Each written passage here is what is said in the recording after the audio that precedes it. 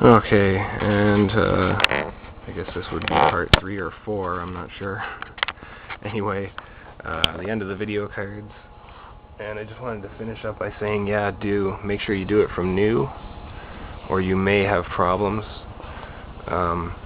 especially if the card was abused, like this one. The guy who owned this ran it into the ground. He never cleaned it. I mean, you should have seen the state of the capacitors, and you can still see some of the brown tinge to the burnt heatsink because he never cleaned it, and the fan seized up, and he just kept running it and running it and running it until it started having issues and wouldn't do 3D for him. And then he finally actually fixed it. So I guess you could call me an extremist, because I do mod pretty much everything. Like I said, I do laptops, as you can see, hard drives. These hard drives are crap. Do not buy these! Those are junk, the old Maxter Slims. I'm surprised I actually have a couple that still work. Most of the time it was actually this little chip here that burnt out. Like 90% of the time when I saw a dead Maxter Slim, it was because of that chip right there.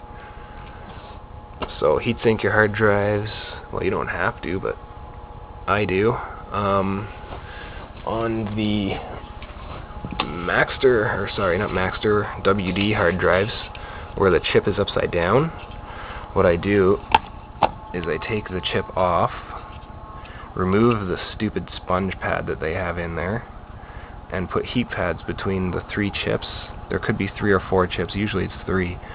Put heat pads between them and the base of the hard drive, because it's aluminum, so you can transfer the heat from the chip to aluminum, and it actually keeps the chip fairly cool.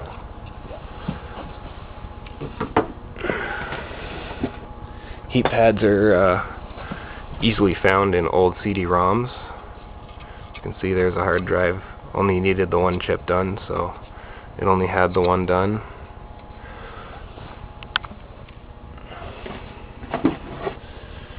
Sometimes you don't even need to use a heatsink.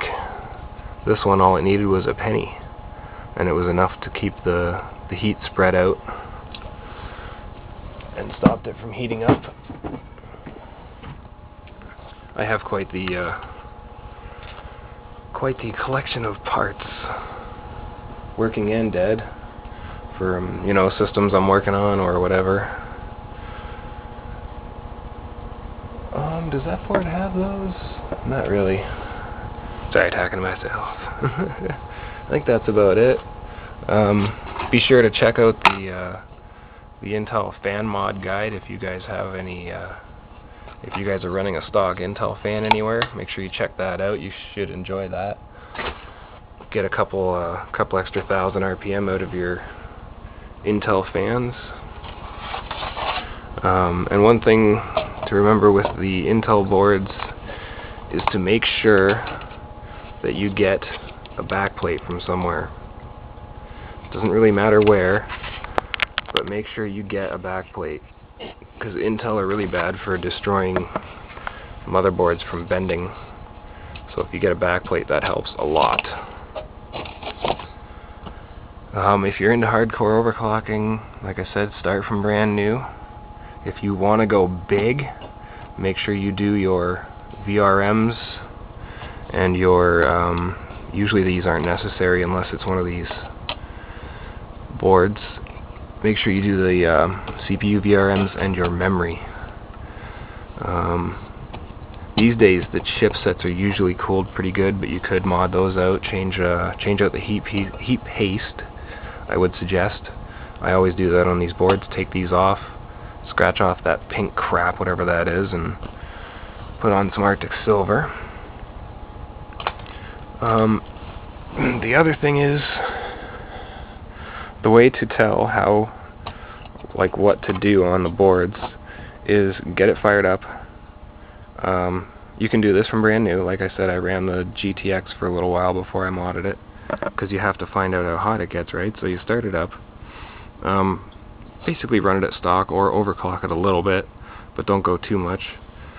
And then put it in the game or run a program like Orthos, something that'll heat you up really good. I would recommend running a game though, because you want the video going as well. Or start up 3D Mark or something. 3D Mark would actually be a good choice, because then you can poke around without it, without actually having to do anything on the keyboard. So yeah, run something heavy, and then just start touching stuff gently with your fingers. And anything that's like, you know, hot to the touch, I would heat sink it. Doesn't matter what it is. I mean, who cares if it's the BIOS that's getting hot? Screw it, put a heat sink on it. Sometimes the onboard LAN or the controllers get hot. That is a controller.